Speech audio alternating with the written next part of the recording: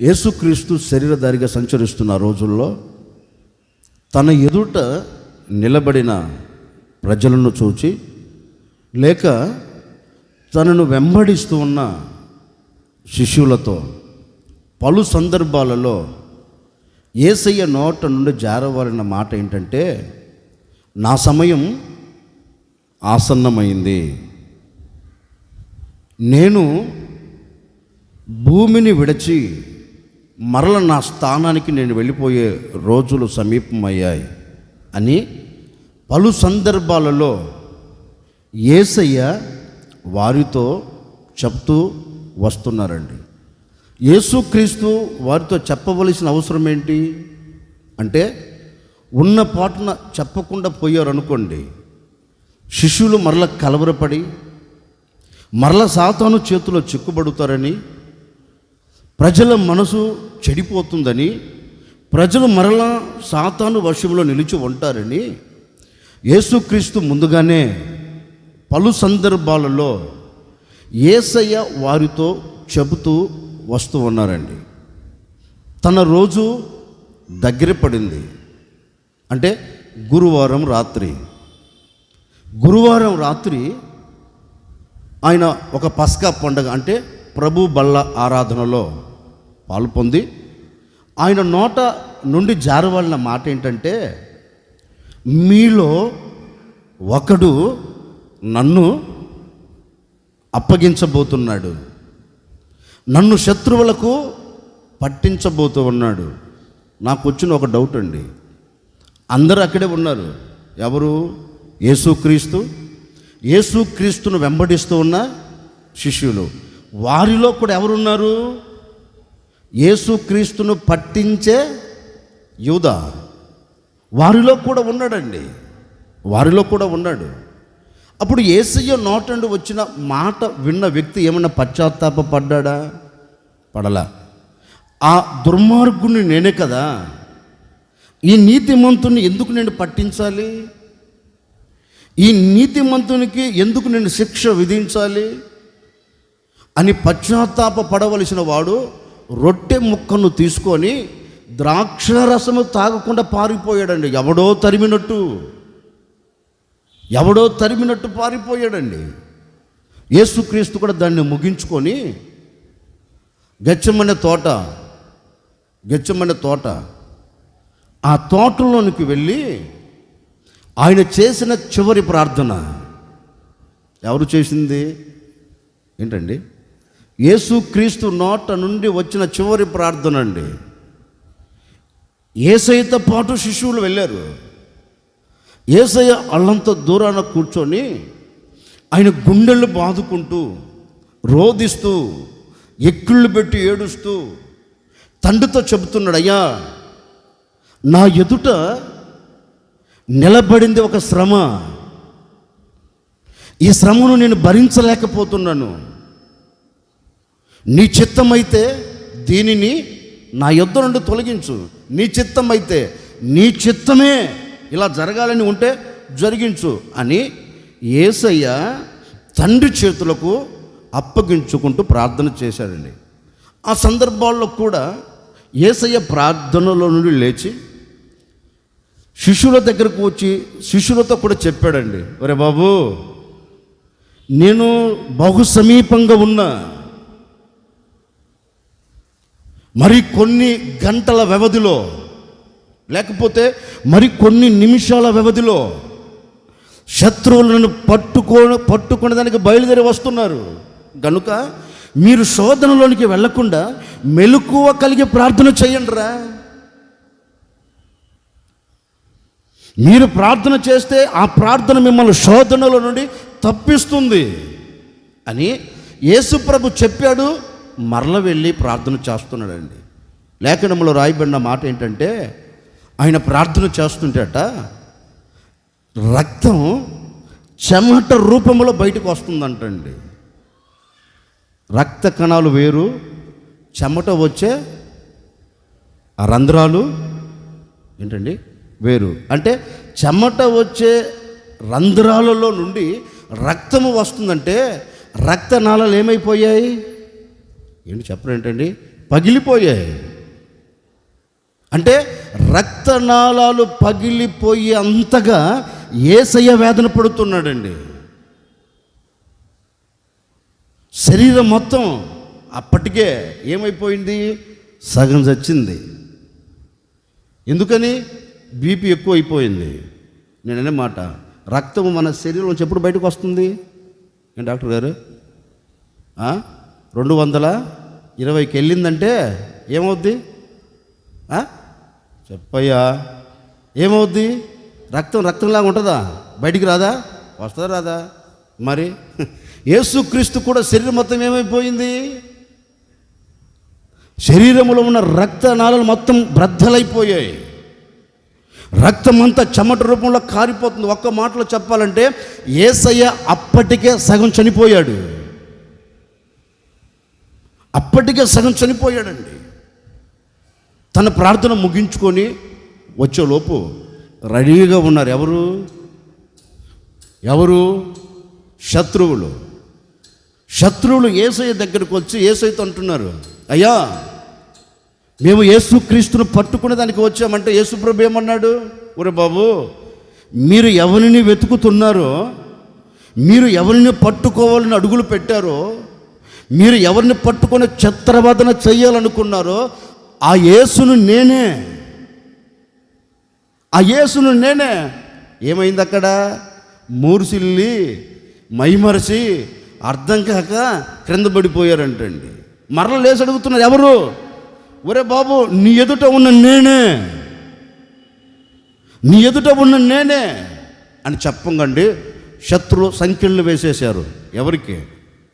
యేసుక్రీస్తుకి సంకెళ్ళు వేసి ఆ గెత్సేమనే తోటలో నుండి, కిద్రోను వాగులో నుండి తిన్నగా ఈడ్చుకుంటూ వెళ్ళారు.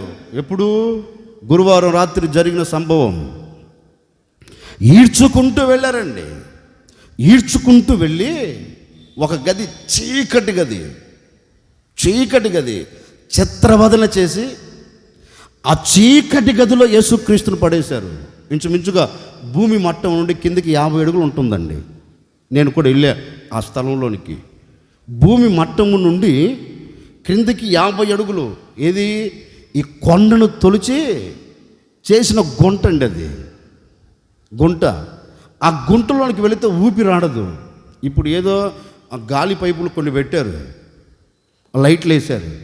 యేసుక్రీస్తును పెట్టినప్పుడట గాలి ఆడేది కాదటండి, చిమ్మ చీకటి. ఒక విచిత్రమైన సంగతి చెప్పనా? మేమందరం వెళ్ళాం దేంట్లోకి, ఆ గోతులోకి, ఆ గుంటలోకి. వెళ్ళంగానే అక్కడున్నవాడు ఒక్కసారి లైట్ అయిపోయాడండి. ఒక్కసారి లైట్ అయిపోయాడు. పక్కన ఎవరికి అడగ అందరు కేకలేస్తున్నారు. ఎమ్మటే మరుక్షణం మళ్ళా ఆన్ చేశారండి. అప్పుడు అతను చెప్పిన మాట ఏంటంటే, అయ్యా మీరు ఒక్క నిమిషం కాక తొలికే ఈ చీకటిని చూచి అల్లాడిపోయారే, ఏదో జరుగుతుంది, ఏమో అవుతుందని కేకలేశారే. మరి యేసుక్రీస్తు రాత్రంతా ఈ చీకటి గదిలో నిలిచిపోయాడు. అందుకే కీర్తనకారుడు అంటాడు కదండి, చీకటియే నాకు బంధువర్గమాయను. అంటే ఇప్పుడు యేసుక్రీస్తుకు బంధువర్గం ఎవరు? చీకటి. ఆ చీకట్లో నిలబడి రాత్రంతా వేదన పడ్డాడండి. ఎందుకని? యేసుక్రీస్తు ఆల్రెడీ రక్తము ఏరులై పారుతుంది, చెమట రూపంలో పారుతున్న యేసయ్యను చిత్రవదన చేసి తీసుకొని వచ్చి గోతులో పడేసి చెమ్మ చీకట్లో పడవేస్తే ఆ చీకట్లో ప్రసవ వేదన పడుతున్నాడు. ఆ చీకట్లో కుమిలిపోతున్నాడు. అంతటితో ఆపారా?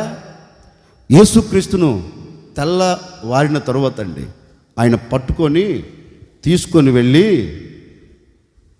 ఆ పిలాతు ఎదుట హేళన చేస్తున్నారు, నిందిస్తున్నారు, అవమానపరుస్తున్నారు.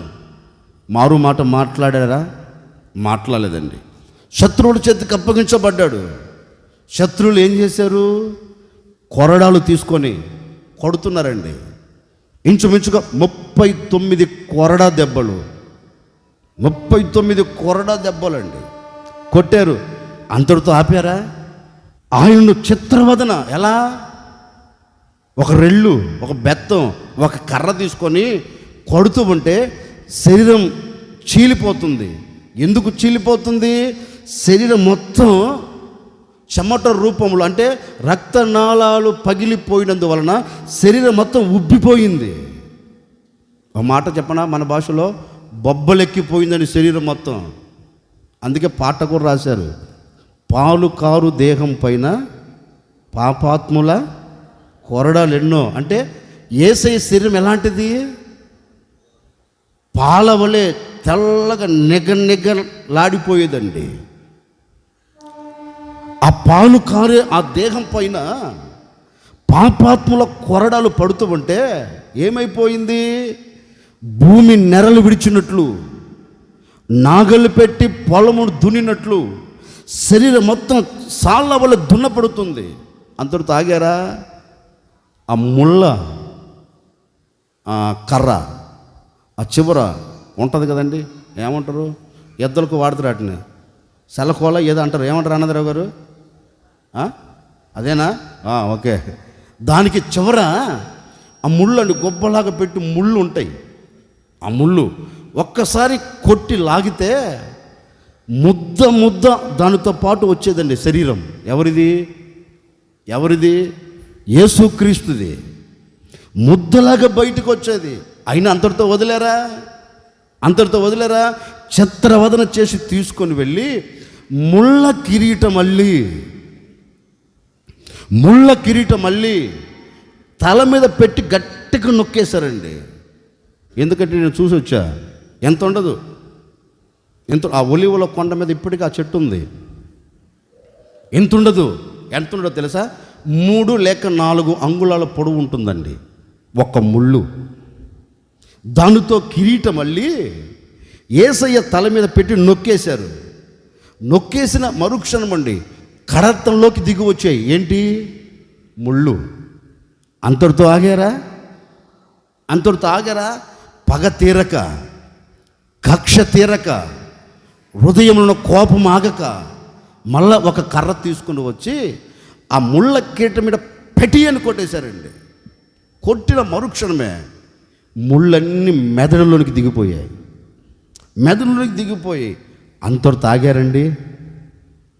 అంతటితో ఆగారా?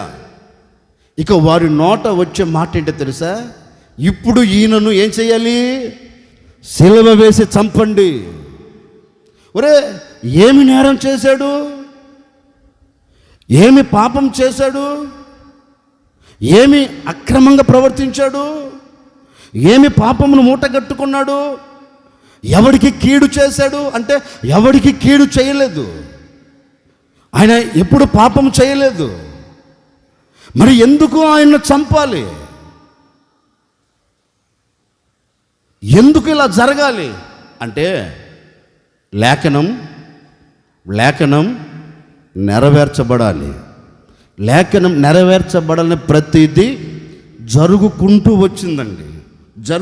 వచ్చింది. తిన్నగా తీసుకొని వెళ్ళి ఒక సిలువ మ్రాను యేసయ్య భుజాల మీద పెట్టేశారండి. భరించలేని భారం, మొయ్యలేని భారం యేసయ్య భుజస్కంధాల మీద పెట్టి కొరడాలు తీసుకొని కొడుతూ తరుముతున్నారు. ఇప్పటికీ యేసయ్య సిలువ మోసిన ఆ ప్రాంతంలో కొన్ని రాళ్ళు, అంటే యేసయ్య నడిచిన రాళ్ళు ఇప్పటికీ భద్రం చేసి ఉన్నారు. ఆ మార్గం ఇప్పటికీ భద్రం చేసి ఉన్నారండి. వాళ్ళు చెబుతారు, ఇదిగో ఈ రాళ్ళ మీద యేసయ్య నడుచుకుంటూ సిలువ మోసుకుంటూ వెళ్ళాడు, ఈ రాళ్ళ మీద క్రింద పడుతూ లేస్తూ వెళ్ళాడు అని ఇప్పటికీ అక్కడ వారు చెబుతారండి.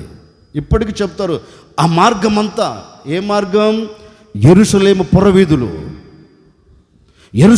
పురవీధులలో సిలువ మ్రాను మోసుకుంటూ, ఎవరు మోసింది? మాంసపు ముద్ద, ఆరోగ్యకరంగా నిలబడిన వాడు కాదు.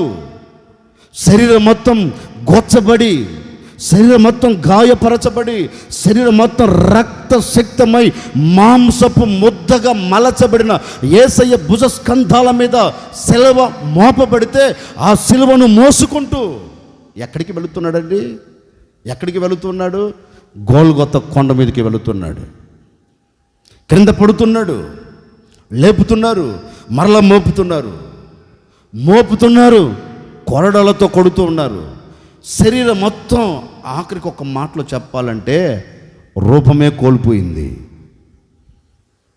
యేసుక్రీస్తు ఎవరు? 10,000 మందిలో ఉన్న గుర్తించగలిగిన వాడు. అందుకే పాట కూడా రాశారు కదా, 10,000 ఏ పాడది? కొంచెం పాడండి. ఏంటండి, మరల పాడండి. 10,000లోన గుర్తించదగిన సుందరుడవు నీ. ఎవరంట ఆయన? 10,000 మందిలో ఉన్న గుర్తించగలిగిన అందగాడండి. ఒక మాట చెప్పనా, ప్రపంచంలో ఆయన కంటే సుందరుడు మరొకడు, సౌందర్యం కలిగిన వాడు మరొకడు ప్రపంచములోనే లేడు. అంతటి సుందరవంతుడు, అంతటి సౌందర్యము కలిగిన వాడు ఏమైపోయాడు? మాంసపు ముద్దగా మలసబడి యెరూషలేము పురవీధిలో నిందించబడుతూ, ఉమ్మివేయబడుతూ, గడ్డని పీకుతూ, కొట్టుకుంటూ తీసుకొని వెళ్ళారండి. ఎక్కడికి? గోల్గొతా కొండ మీదకి. అంతటితో వీరి పగ ఆగిందా? ఒరే, చిత్రవదన చేశాం కదా, రక్తాన్ని కళ్ళ చూసాం కదా, శరీరం నుంచి మాంసపు ముద్దను వేరు చేసాం కదా, ఇంతగా శిక్షించాం కదా, ఇంకా విడిచిపెడదాం అనుకున్నారండి? అనుకోలా.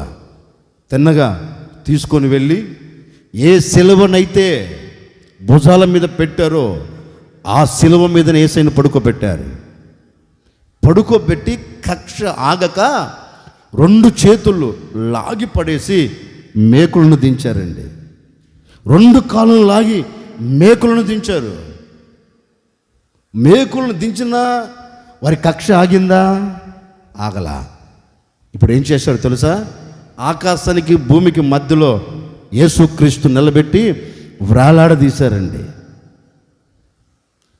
ఒక పశువును ఏ విధంగా అయితే వ్రేలాడ తీస్తారో యేసయ్యను కూడా ఆ విధంగా గోల్గొతా కొండ మీద వ్రేలాడ తీశారు. అంతటితో ఆగిందా అంటే ఆగలేదండి. అంతలో ఈయన సావలేదు అని మరొకడు వచ్చి ఏం చేశాడు? ఒక బళ్ళెము తీసుకొని తన ప్రక్కన పొడిచాడండి. ఎందుకు? ఎట్లాగైనా యేసయ్యను చంపాలి అని. కక్ష తెరలేదండి. పొడిస్తే ఆ రంధ్రములో నుండి ఏమొచ్చింది? ఏంటి చెప్పరేంటండి? ఏమొచ్చింది? నేనన్నే మాట, ఒక వ్యక్తి కడుపులో పొడిస్తే ఏం రావాలి? రక్తం రావాలి. మరి యేసయ్యను పొడిస్తే నీళ్ళు ఎందుకు వచ్చాయి అంటే ఇక ఆయన శరీరములో రక్తము లేదు. మనిషి కొరకు ఆఖరి రక్తపు బొట్టు వరకు భూమి మీద సిందించాడండి. ఏ రక్తం? పరిశుద్ధమైన రక్తం. ఏ రక్తం? కల్మషము లేని రక్తం. ఏ రక్తం? మనిషిగా నిలబెట్టే రక్తం. ఆఖరి రక్తపు బొట్టు వరకు ఈ భూమి మీదే కార్చాడు. ఆఖరికి ఇంచుమించుగా 3 గంటలకు యేసయ్య ప్రాణమును విడిచాడు. 9 గంటల నుండి 9 గంటలకు యేసయ్యను సిలువ వేశారండి. 9 గంటల నుండి మధ్యాహ్నం 3 గంటల వరకు, అంటే ఎన్ని గంటలు? 6 గంటలు ఆకాశానికి భూమికి మధ్యలో వేలాడుతూ ఉన్నాడు. కొర్ర ప్రాణముతో వేలాడుతూ ఉన్నాడండి. ఆఖరికి 3 గంటలకు తన ప్రాణమును విడిచారు. తర్వాత సమాధి చేయబడింది. ఇప్పుడు నేను చెప్పదలసిన మాట ఏంటంటే, గెత్సేమనే తోటలో యేసయ్య ప్రయాణం బయలుదేరింది. ప్రయాణం కొనసాగింది. ఎక్కడి వరకు? గోల్గొతా కొండ వరకు. ఇప్పుడు ఆఖరికి ఎక్కడ తన ప్రాణమును విడిచాడు? గోల్గొతా కొండ మీద తన ప్రాణమును విడిచాడు. ఇప్పుడు మనం యేసయ్యని అడిగామనుకో, యేసయ్య గెత్సేమనే తోటలో నుండి బయలుదేరి చిత్రవదన చేయబడుతూ ఈ గోల్గొతా కొండ మీదకు వచ్చి ప్రాణమును ఎందుకు విడిచావు అని అడిగామనుకో, యేసయ్య ఒకే మాట చెప్తాడండి. యేసయ్య ఒకే మాట చెప్తాడు. ఎందుకో తెలుసా? నేను భూమి మీదకి దిగి వచ్చి ప్రాణం పెట్టింది ఎందుకు అంటే, మనిషి మరణానికి దిగజార్చబడుతున్న వ్యక్తిని మరణములో నుండి జీవములోనికి నేను దాటించాలని. యేసయ్య ఒకే మాట చెబుతాడండి, ఒరే బాబు, మీరు మరణానికి సమీపంగా ఉన్నారు, మీరు మరణపు అంచులో నిలిచి ఉన్నారు. ఆ మరణం రద్దు కావాలి అంటే, ఆ మరణం మీ మీద నుండి కొట్టివేయబడాలంటే ఒక పవిత్రుడైన వాడు మరణించాలి, ఒక పవిత్రుడైన వాడు రక్తమును చిందించాలి. గనుక నేను వచ్చి మరణించాను అని యేసయ్య చెప్తాడండి. ఓకే, క్లుప్తంగా నేను ఒకటి లేక రెండు మాట చెప్పు నేను ముగిస్తాను. యేసయ్య మరణించటం వలన మనకు కలిగిన ప్రయోజనం ఏంటి అసలు? ఒక్క మాట చదవండి, ముందుకు వెళ్తా. యోహాను సువార్త 18వ అధ్యాయం 14వ వాక్యం.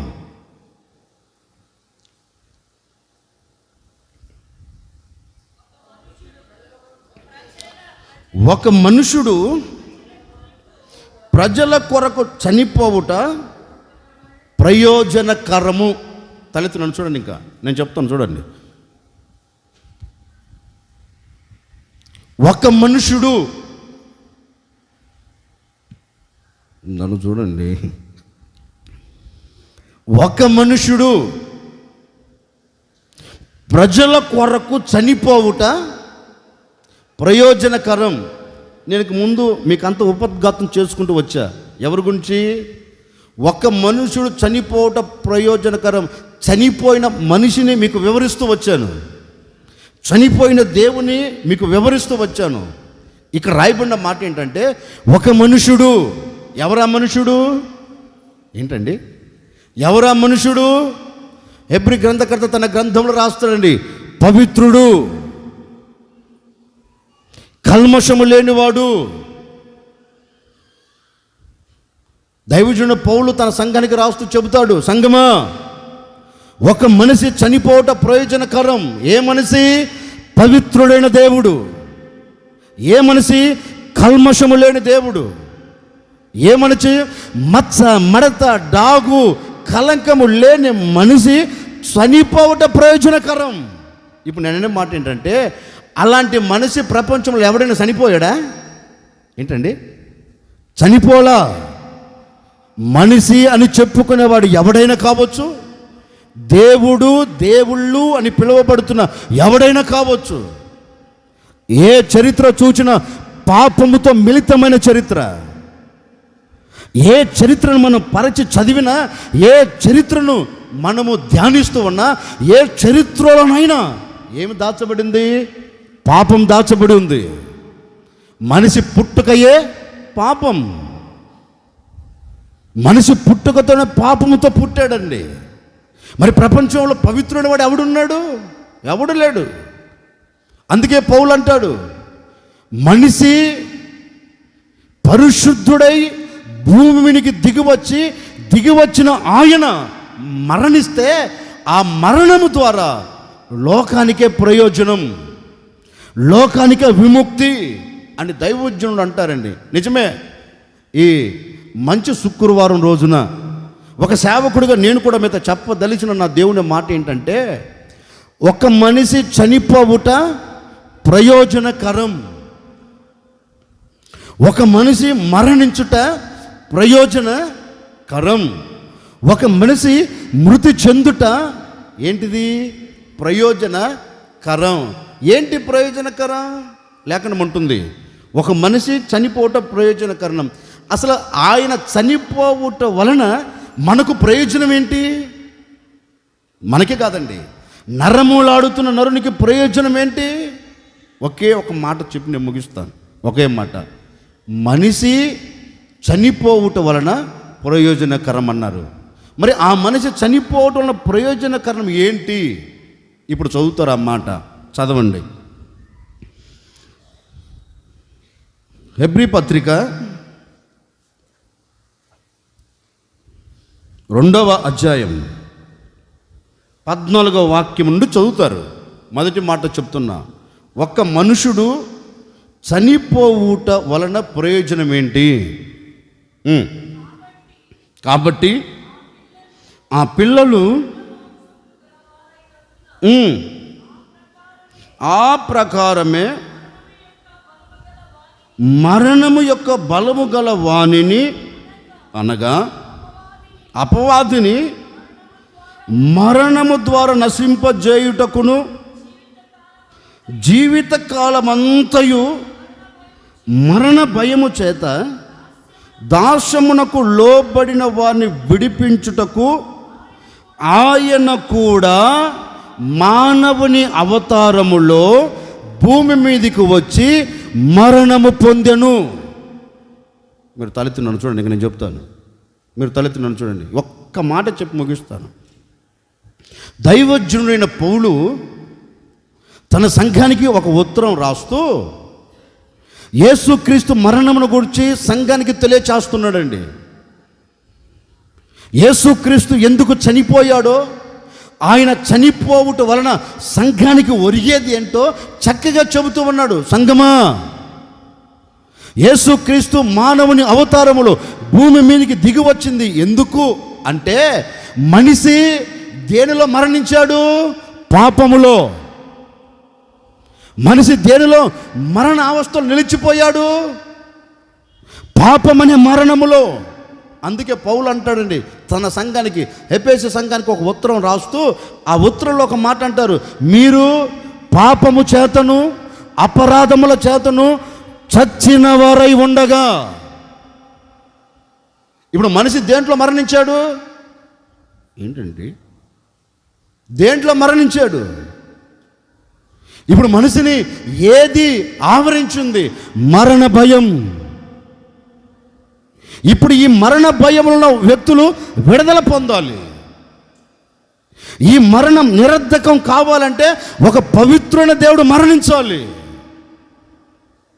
ఈ మరణం మీద జయము కలగాలి అంటే ఏమవ్వాలి?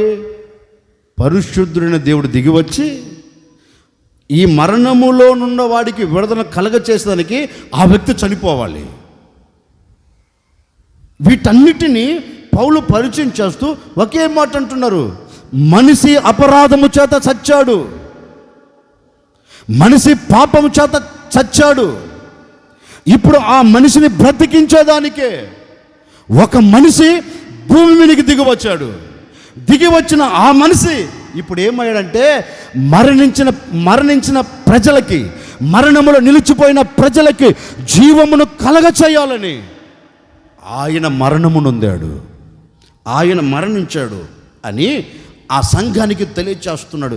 ఈ మరణము యొక్క బలం విరిచివేయాలని, ఈ మరణమును అణచివేయాలని, ఈ మరణమును ఆపివేయాలని ఆయన మన కొరకు మరణించాడని సంఘానికి చెప్తున్నాడు. నిజమేనండి. యేసు క్రీస్తు భూమి మీదకి రాక తొలికి, యేసు క్రీస్తు మరణించక తొలికి ప్రతి మానవుడు దేనిలో చచ్చాడు? పాపములో. ఓ మాట మీతో చెప్తాను, యేసు క్రీస్తు సృష్టిని కలగ చేసిన తరువాత ఇద్దరు మానవుల్ని నిర్మించాడండి. ఎవరిని? ఆదామును, అవ్వని. ఇద్దరు మానవులు నిర్మించాడు. అంటే ఆ మానవునిలో యేసయ్య పోలికను చూచుకుంటూ సంబరపడుతూ ఉన్నాడు. యేసు ప్రభు ముందే చెప్పాడు, చూడండిరా, మీకు అన్నిటి మీద అధికారం ఇచ్చా, ఈ తోటలో సమస్తము మీదే, ఈ తోట అంతా మీరు తిరగచ్చు, మీరు తినొచ్చు, మీరు ఆడుకోవచ్చు. ఒకే ఒక విషయం చెప్పండి వారితో, ఈ తోట మధ్యలో ఒక వృక్షం ఉంది, ఈ వృక్షమును మాత్రం మీరు ముట్టకూడదు, ఈ వృక్షానికి కాసిన ఈ ఫలాలని మీరు తినకూడదు అని ఒక ఆజ్ఞ ఇస్తూ వారితో ఒక మాట అన్నాడండి. ఎవరు? దేవుడు. మీరు ఈ వృక్ష ఫలము తినిన నాడే నిశ్చయముగా చస్తారు. ఇంకా దాంట్లో సందేహమే లేదు. ఎవరితో చెప్పాడు ఏంటండి? ఎవరితో చెప్పారు? దేవుడు మానవునితో చెప్పాడు. ఇప్పుడు దేవుని మాటకు లోబడ్డా? లోబడలేదండి. ఏం చేశాడు? దేవుడు ఏదైతే చెయ్యొద్దని చెప్పాడో, దేవుడు ఏ ఫలాలైతే తినొద్దని చెప్పాడో తిన్నగా వెళ్ళాడు, ఫలాలను కోసారు, తిన్నారండి. నేను చదువుతుంటే మీరు కూడా చాలాసార్లు చదివి ఉంటారు. నాకు వచ్చిన ఆలోచన ఏంటంటే, అప్పటి వరకు ఆదాములో కానీ అవ్వమ్మలో కానీ భయం కనపడింది మనకి ఏంటండి? అప్పటి వరకు భయం లేదు. అప్పటి వరకు సింహంతో ఆడుకున్నారు. అప్పటి వరకు పులి మీద కూర్చొని సవారీ చేశారు. అప్పటి వరకు ఎలుగుబంటి దగ్గరకు వచ్చి దాన్ని బొచ్చంతా బీగారు. భయం లేదు. సింహము చంపుతుందని, పులి చంపుతుందని భయమే లేదండి. అన్నిటితో చూడముచ్చటగా ఆడుకున్నారు. ఎందుకని? ఆజ్ఞను వినినంత వరకు ప్రజలు, అంటే వీరి ఇద్దరిలో ఏ భయము లేదు. ఎప్పుడైతే ఆజ్ఞను మీరి ఫలాన్ని తిన్నారో మరుక్షణమండి వారి హృదయంలో భయం చోటు చేసుకుంది. తిన్నగా పరిగెత్తి ఒక పొదచాటున దాక్కున్నారు. దేవుడు రానే వచ్చాడు. ఆదామును పిలుస్తున్నాడు. ఆదామా, ఓ ఆదామా, ఎక్కడ ఉన్నావు? ఏమండి, ప్రతి చల్లపూట యేసుక్రీస్తు ఒక్కసారి పిలుస్తేనే అయ్యా నేను ఉన్నాను అని పరిగెత్తుకుంటూ వెళ్ళిన ఆదాము, నేను ఉన్నానని పరుగులు తీసిన ఆదాము యేసయ్య పలుసార్లు పిలుస్తున్నప్పటికీ స్పందన లేదు. ఆదామా ఎక్కడున్నావు? ఆదామా ఏ చోట నిలబడ్డావు? నేను నీతో సహవాసము చేయటకు దిగివచ్చాను. నేను నీతో మాట్లాడటకు దిగివచ్చాను. నా మనసులో ఉన్నవి నీతో చెప్పేదానికి దిగివచ్చాను. నీవు నాతో మాట్లాడు అని యేసయ్య పిలుస్తుంటాడండి. పొదల చాట దాగుకొని గడగడలాడుతూ భయపడుతూ ప్రాణ భయం గుప్పెట్లో పెట్టుకొని నిలిచి ఉన్నాడు. అప్పుడు అంటాడయ్యా, ఇదిగో నేను ఈ పొద చాటును నిలిచి ఉన్నానయ్యా. దేవుడు అంటారు, ఆ చోట దాక్కోవలసిన అవసరం ఏంటి? ఒకప్పుడు నా ఎదురుగా నిలబడిన వాడివి కదా. ఒకప్పుడు నా ముఖ కాంతిలో నుంచి వస్తున్న మాటలు వింటూ బ్రతికిన వాడివి కదా. నీవు నాతో, నేను నీతో సహవాసం చేస్తూ ఈ తోటలో సంచరిస్తున్న వారివి కదా. ఇప్పుడు నీకు ఎందుకు ఎడబాటు? నా స్వరమును విని ఎందుకు నువ్వు భయపడుతున్నావు? నన్ను చూచేదానికి ఎందుకు నువ్వు భయపడి దాక్కోవలసిన అవసరం ఏంటి? అయ్యా, నీవు ఇచ్చిన ఆజ్ఞను తిరస్కరించి నీవు తినవద్దన్న పండుని తిన్నాను. దేవుడు అంటున్నాడు, ఎందుకు చేసావు ఇది? చేయవలసిన అవసరం ఏంటి? నీవు నాకు తోడుగా ఉంటుందని చెప్పి కట్టబెట్టావే, ఆ ముసలు చేసిందయ్యా. ఆ అమ్మ ఇచ్చింది, నేను తిన్నాను. ఇప్పుడు నేను మరణించాను. నీ ఎదుట నిలబడటకు యోగ్యుడను కాను అని ఆదాము దేవునితో చెబితే దేవుడు ఒక్కటే మాట అన్నాడండి, ఇప్పుడు ఈ తోటలో నీవు ఉండేదానికి యోగ్యుడవు కాదు అని తోటల్లో నుంచి బయట వేశాడండి. ఇప్పుడు ఈ స్టోరీ అంతా నేను మీకు ఎందుకు చెప్పానంటే, ఏదోను తోటలో ఉన్నంత వరకు ఆదాము కానీ అవ్వ కానీ చచ్చారండి. ఆత్మ సంబంధంగా మహిమను కోల్పోయారా? కోల్పోలా. ఆత్మ సంబంధంగా ఎదుగుతూ వచ్చారు. ఎప్పుడైతే ఆజ్ఞను మీరారో వారి ఆత్మీయత చనిపోయింది, వారి అంతరంగం చనిపోయింది. ఇప్పుడు శరీర సంబంధమైన వ్యక్తులుగా నిలబడిపోయారు. శరీర సంబంధమైన స్వభావాలతో బయట అడుగు పెట్టారు. ఇప్పుడు మానవుడు దేన్ని కోల్పోయాడంటే, ఆత్మీయతను కోల్పోయి, ఆత్మీయత స్థితిని కోల్పోయి, మహిమను కోల్పోయి, మహిమ కలిగిన శరీరమును విడిచి శరీర సంబంధమైన శరీరమును ధరించుకొని ఇప్పుడు భూమి మీద అడుగు పెట్టారండి. మహిమ కలిగిన స్థానములో నుండి, మహిమ కలిగిన చోట నుండి దాన్ని విడచి శరీర సంబంధమైన చోట అడుగు పెట్టారు. ఇప్పుడు మనిషి దేనితో బ్రతుకుతున్నాడు కానీ పాపముతో బ్రతుకుతున్నాడు. ఇప్పుడు తండ్రి అయిన దేవుడు తలంచాడు, ఒరే నా చేతులతో చేయబడిన ఈ మానవుడు, నా పోలికలో సృష్టించబడిన ఈ మనిషి నా రూపమును కోల్పోయి, నా స్వభావమును కోల్పోయి, నా మహిమను కోల్పోయి లోక సంబంధమైన వాటిలో మునిగి తేలేదానికి అడుగులు వేశారు. వీరిని పాపమనే మరణం విలయతాండమాడుతుంది. ఈ పాపమనే మరణములో నిలిచిపోయారు. ఈ పాపమనే మరణం మనిషి మీద పెత్తనం చేస్తుంది. ఈ పాపమనే మరణములో నుండి మనిషి విడుదల పొందాలి అని తలంచిన తండ్రి అయిన దేవుడు కుమారుణ్ణి పిలిచి కుమారునితో ఒక మాట అంటున్నాడు. తండ్రి, కుమారుడు, పరిశుద్ధాత్మ దేవుడు పరలోకంలో సమావేశం పెట్టారండి. తండ్రి, కుమారుడు, పరిశుద్ధాత్మ దేవుడు మాట్లాడుకుంటారు, అయ్యో నా పోలికలో చేయబడిన నా పిల్లలు నా రూపాన్ని కోల్పోయి నేను చెప్పే మాటకు లోబడక లోకములు అడుగు పెట్టారు. ఓ మాట చెప్పనా, మనకు అర్థమయ్యే భాషలో చెప్తానండి, త్వరగానే ముగిస్తాను. అర్థమయ్యే భాషలో చెప్తాను. ఇప్పుడు శరీర సంబంధంగా మనం ఆలోచిద్దాం. 9 నెలలు మోసి కని పెంచిన కన్న తల్లి, కన్న తండ్రి కనుల ముందు పిల్లలు పాడైపోతుంటే, చెడిపోతుంటే, నాశన ఊబిలో పడుతూ ఉంటే ఏ తండ్రి అయినా ఏ తల్లి అయినా చూసి సంబరపడుతుందండి? ఏంటి చుచ్చు అనగాకండి, నేను అడిగిన దానికి సమాధానం మీకు అర్థం అవ్వాలని చెప్తున్నాను. కన్న బిడ్డలండి, ఆడపిల్ల కావచ్చు, మగపిల్లడు కావచ్చు, కనుల ముందు పాడైపోతుంటే, కనుల ముందు చెడిపోతుంటే, కనుల ముందు నాశనమైపోతుంటే ఏ కన్న తల్లి అయినా కన్న తండ్రి అయినా చూస్తూ భలే చెడిపోతున్నావుగా చప్పట్లు కొట్టి ఏమండి వాడిని ఉత్సాహపరుస్తారండి? ఏంటి చెప్పరండి?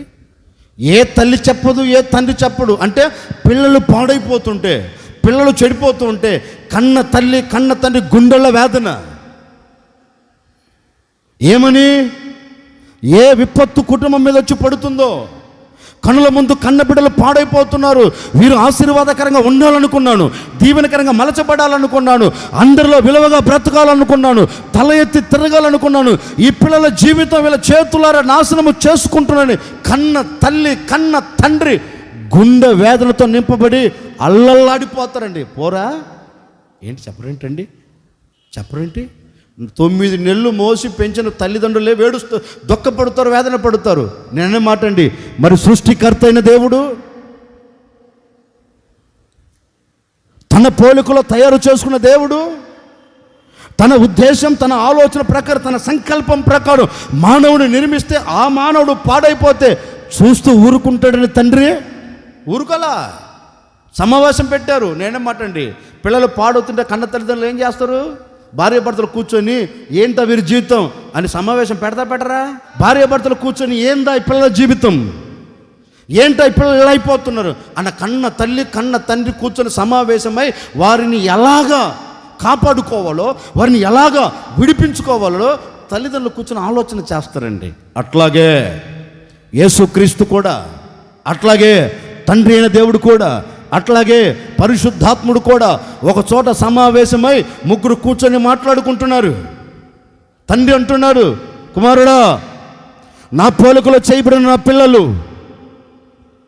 నా స్వరూపమందు తయారు చేయబడిన ఈ మానవుడు మహిమను కోల్పోయాడు, మహిమ విడిచిపోయింది, ఈ మానవుడు పాపములో పడిపోయాడు గనుక ఈ పాపములో నుండి ఒక వ్యక్తి పవిత్రుడిగా మార్చబడాలంటే, మరలా కోల్పోయిన ఆ మహిమను ఈ ప్రజలు పొందుకోవాలి అంటే, మరలా ఈ మనిషి నా పోలికలోనికి రావాలి అంటే, మరలా ఈ మనిషి నేను చెప్పే మాటకు లోబడి నా అడుగు జాడలలో నడిపించబడాలి అంటే, వీరి మీద ఉన్న మరణం రద్దు కావాలి అంటే, ఈ మరణ శిక్ష, ఈ మరణ ఘోష వీరి మీద నుండి నిర్మూలపరచబడాలి అంటే ఏం చేయాలి? ఈ మరణాన్ని జయించగలిగిన వ్యక్తి భూమి మీదకి వెళ్ళాలి. ఈ మరణమును రద్దు చేయగలిగిన పవిత్రమైన వాడు భూమి మీద అడుగు పెట్టాలి. మనిషి పాపం నుంచి విడుదల పొంది లోక కళ్యాణం జరుగునట్లుగా ఒక వ్యక్తి భూమి మీదకి వెళ్ళక తప్పదు అని సమావేశమై మాట్లాడుతూ ఉంటే కుమారుడు అన్నాడండి, అయ్యా ఈ చరిత్ర మనకు కనపడుతుంది, జకరీల గ్రంథంలో కనపడుతుంది ఈ చరిత్ర, నేను చెప్పే చరిత్ర. కుమారుడు అన్నాడు, అయ్యా నీ ప్రజలు నీ పోలికలో తయారు చేయబడిన మానవుడు శపించబడిపోయాడు, బంధించబడిపోయాడు, కట్ల మధ్య కట్టబడిపోయాడు, గోతులో పడిపోయాడు. ఇప్పుడు నేనేం చేస్తున్నా తెలుసా? నేను భూమికి వెళతా, నువ్వు నాకు శరీరమును అమర్చు, నాకు శరీరం అమర్చు. మనం అనుకున్నాం అనుకోండి, ఏమండి దేవుడు రూపంలో వస్తే బలం ఉండేది కదా, దేవుడి రూపంలో వచ్చి ఒరే మీరు మారండ్రా అనొచ్చుగా అనే డౌట్ మనకు వస్తుంది. నేనే మాట అండి, దేవుడు ఎవరు? ఆత్మ స్వరూపి. ఆత్మస్వరూపి అంటే శరీరం ఉందా లేదా? చుచ్చు అనగాకండి, ఉందా లేదా మరి చెప్పి సావండి. ఆత్మస్వరూపికి శరీరం లేదు. సరే, ఇప్పుడు ఆత్మ దిగు వచ్చి మనిషి కనపడకుండా మనం ముంగిటి నిలబడి అమ్మా మార్తమ్మ మారు మనసు పొందే తెక్కమొహమా అన్నదనుకో, ఈ మార్తమ్మ ఊరుకుంటుందా ఏంటండి? కేకలు పెట్టి ఇల్లంతా వల్లగాడి చేసి ఓరే నా మొగుడా, ఎవరు మన వాళ్ళు పిలిచేదండి. ఈ మధ్య భర్తను పేరు పెట్టి ఏది ఏమండి అని పిలవటంలా, లేస్తే కోపం వస్తే ఒరే అంటారా లేదా? ఏంటి ఒరే కోపం వచ్చింది, ఇంకా కోపం వచ్చిందనుకో అనకూడదులే, బాగోదు. ఈ మధ్య ఫ్యాషన్ అయిపోయింది, భర్తలు ఏమని పిలుస్తున్నారు? ఏంటండి ఏమని పిలుస్తున్నారు? అండి డేశ.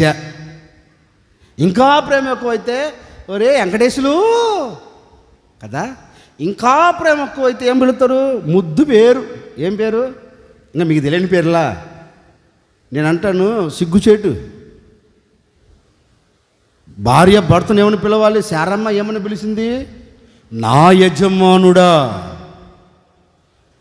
అలాంటి శారమ్మలు మనకుంటే ఎంత బాగుండో, కుటుంబంలో గొడవలే ఉండవు. ఆ శారమ్మలు లేకనే ఇక్కట్లు ఇబ్బందులు కుటుంబంలో. నేనే మాట ఏంటో తెలుసా? అలాంటి అబ్రాహ్మణ్ గారు మన ఇంట్లో ఉంటే ఎంత బాగుండో మాటో. వాళ్ళు లేక ఆ అబ్రాహ్మ లేరు, శారమ్మ లేదు, అందుకే కుటుంబం ముళ్ళు గొల్లైపోతుంది. అవునా కదా? ఏంటండి మనం పిలిచే తంతు ఒకటే. ఇదిగో నా కళ్ళ ముందు నీడలాగా కనబడుతుంది, దయ్యము నన్ను పిలుస్తుంది, పోతనే పిలుస్తుంది. నేననే మాట ఏంటో, పిలిచింది ఎవరు? యేసయ్య. మనం అనుకునేది ఎవరు? దయ్యమో భూతమో. అందుకని యేసుక్రీస్తు అనుకున్న మాట ఏంటంటే, అయ్యా నేను శరీరం లేని వాడి వలె భూమికి వెళితే, భూమిని అడుగు పెడితే ఏ ఒక్కడు నా దరికి రాడు, ఏ ఒక్కడు పరలోకం రాడు. అందుకని నేను మానవుని అవతరల భూమి మీదకి వెళుతా, మానవుడు పడిన కష్టం నేను పడుతా, మానవుడు నడిచే విధంగా నడుస్తా. కానీ మానవులలో ఒక ప్రత్యేకమైన వ్యక్తిగా నేను బ్రతుకుతా గనుక నాకు అమర్చు, నేను వెళుతా, వెళ్ళి ఆ ప్రజలు నేను విడిపిస్తాను అని ముగ్గురు సమావేశమై మాట్లాడుకుంటే ముగ్గురికి సమ్మతం కలిగింది. ఏంటి? ఇదేదో బాగుంది, నా ప్రజలు విడుదల పొంది నా పోలికలోనికి రావాలి అని యేసయ్యను భూమి మీదకి పంపారండి. యేసయ్యను భూమి మీదకి పంపారు. ఎలా?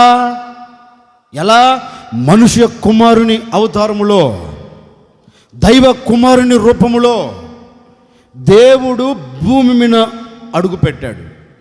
అడుగుపెట్టి ఈ పాపములో ఉన్న ప్రజలు విముక్తి కలుగునట్లుగా ఇప్పుడు ఏం కార్చాడు ఆయన? తన పరిశుద్ధమైన యవ్వన రక్తం.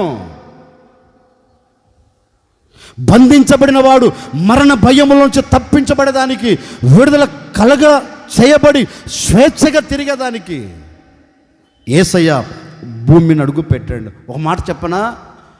తోటలో నుండి గెంటి వేయబడిన నాటి నుండి యేసుక్రీస్తు మరణించేంత వరకు మరణం ప్రతి మనిషిని బంధించి పడేసిందండి. ఎప్పటి వరకు? మన పితరుల ప్రారంభం నుండి యేసు ప్రభు వరకు. ఒక మాట చెప్పనా, యేసు ప్రభు కూడా చనిపోయి ఎక్కడికి వెళ్ళాడు? ఏంటండి? పరలోకానికి వెళ్ళలా, పాతాళంలోనికి వెళ్ళాడు. అంటే పాతాళము ఎవరి స్వాధీనములో ఉంది? సైతాను గారి స్వాధీనములో ఉంది. ఆ పాతాళంలో పరదేశు అంటే చనిపోయిన ప్రతివాడు ఎక్కడికి వెళ్తున్నాడు? పాతాళములో ఉన్న పరదేశంలోనికి వెళుతున్నాడు. ఈ పరదేశం ఎక్కడ ఉంది? పాతాళములో ఉంది. ఈ తాళపు చెవులు ఎవరి దగ్గర ఉన్నాయి? సాతానుగాడు ఒక వ్యక్తిని రమ్మంటే బయటికి రావాలి, పొమ్మంటే. ఒక మాట ఇంకా మీకు క్లారిటీ చెప్తాను, వినండి. సమూయేలు చనిపోయాడండి. దేశం మొత్తం అల్లకొల్లం. ఇప్పుడు సౌలు ఏం చేశాడు? ఏ దేశంలోనైతే కరుణ పిచాచి గలవారిని వెళ్ళగొట్టాడో, సోదె చెప్పేవారిని వెళ్ళగొట్టాడో, లేకపోతే ఈ శాతపడి చేసేవారిని వెళ్ళగొట్టాడో, మరలా అందరిని పిలువనంపించాడండి. ఎందుకు? వాక్కు వినపడట్లా, దేవుని ప్రత్యక్షత లేదు, దేవుని దర్శనము లేదు. ఇప్పుడు ఈయన సోదె చెప్పి ఆమెను రమ్మని ఆమె దగ్గరికి వెళ్ళి చెప్తున్నాడు, అమ్మా ఒకసారి నేను సమూయేలుతో మాట్లాడాలనుకున్నా. నేను మాట అండి, చనిపోయిన వాడు లేచి తిరిగి వచ్చి మాట్లాడుతాడా ఏంటండి? ఇప్పుడు మనం చనిపోతారండి, సమాధి దగ్గరికి వెళ్ళి ఒరే నువ్వు లేరా, నేను నీతో మాట్లాడాలి అన్నాడు అనుకో, వాడు సమాధి నుంచి నీ స్వరం లేచి వస్తాడా ఏంటండి? సరే మా అమ్మ మా భార్య లేకపోతే మా ఆయన పిలుస్తున్నాడని ప్రేమతో సమాధిలో నుండి చీల్చుకొని బయటకు వచ్చి సమాధి మీద కూర్చొని ఏంటండి, సమాధి మీద కూర్చొని నా మొగడా చెప్పరా అన్నది అనుకో, మొగుడు ఆగుతాడండి అక్కడ. ఏంలే ఆ అమ్మ స్వరం విని ఆ అమ్మను చూడగానే ఈడ అమ్మటే పడుకుంటాడు అక్కడ. ఎందుకు? మరుక్షణం పాస్గా వెళ్ళాలి, మరలా ఏంటి పెట్టబట్టుకొని తీసుకుని వెళ్ళి పాట పాడుకుంటూ పోవాలి. ఎందుకని సమాధిలోంచి లేచి వచ్చి మాట్లాడి అంతే ఉంటుంది ఎవరు.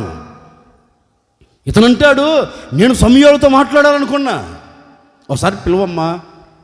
అప్పుడు ఆ అమ్మ కూడా, చాలా స్టోరీ ఉంది అదంతా మీకు చెప్పట్లేదు, ఆ అమ్మ కూడా వచ్చి సోదరి చెబుతూ, సమూయేలు గారు ఒకసారి రాకపోయావా అన్నాడు. వచ్చాడా లేదా బయటికి? చెప్పరేంటి? వచ్చాడు. ఎవరు స్వాధీనం? సాతానుగాడు స్వాధీనం.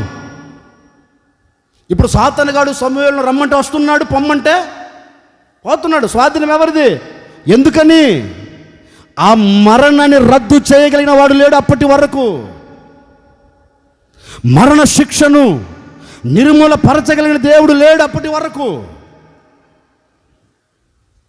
ఆ మరణంలో వచ్చి తప్పించగలిగిన వాడు లేడు అప్పటి వరకు. సాతాను పెత్తనము చేస్తున్న ప్రతి మానవుడి మీద పెత్తనం చేస్తున్నాడండి. దాన్ని గమనించిన దేవుడు గుర్తెరిగి మానవుని పాపం నుంచి విడుదల పొందాలని పవిత్రమైన యేసుక్రీస్తును భూమి మీదకి పంపిన ఆ యేసయ్య మానవుని కొరకు ఆఖరి రక్తపు బొట్టు వరకు కార్చాడండి. కార్చి ఇప్పుడు ఆ మానవుని ఏం చేస్తున్నాడంటే మరణములో నుండి, అంటే పాపములో నుండి విముక్తిని కలగ చేస్తున్నాడు. ఆయన పరిశుద్ధమైన రక్తం ఒక పాపమును ఏం చేస్తుంది?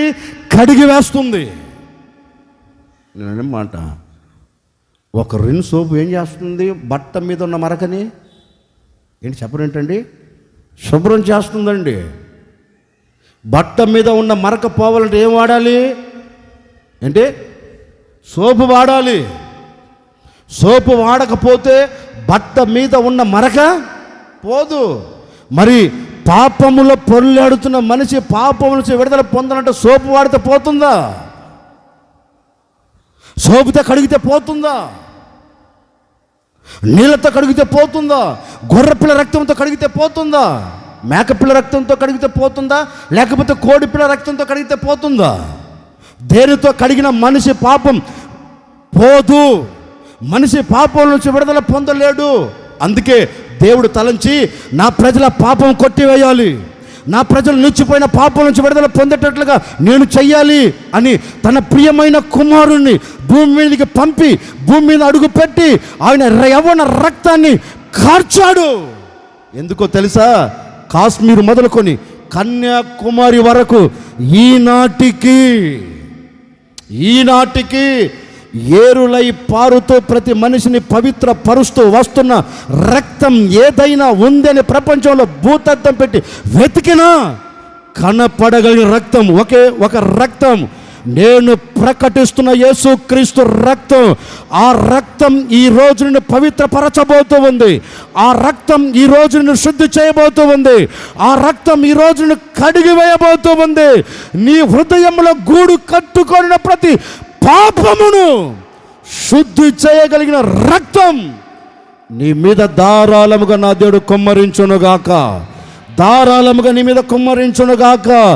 ఆ రక్తము కుమ్మరించబడుతున్న ప్రతి వాణిని రక్తము శుద్ధి చేయబోతూ ఉంది, రక్తము శుద్ధి చేయబోతూ ఉంది, రక్తము పరిశుద్ధ పరచబోతూ ఉంది. ఎలాంటి పాపములు నిలిచిపోయినా, ఎలాంటి పాపపు ఆలోచనతో బ్రతుకుతూ ఉన్నా, ఈరోజు నా ప్రభువైన యేసు రక్తం నిన్ను పవిత్రునిగా మార్చి పరిశుద్ధమైన స్థలములోనికి నిన్ను తీసుకొని వెళ్ళునుగాక. చెప్దామా? కొంచెం గట్టిగా చెబుదామా? లేఖనం చెప్తుందండి. ఎందుకు ఆయన మరణించవలసి వచ్చింది అంటే లేఖనం చెప్పకనే చెబుతుంది.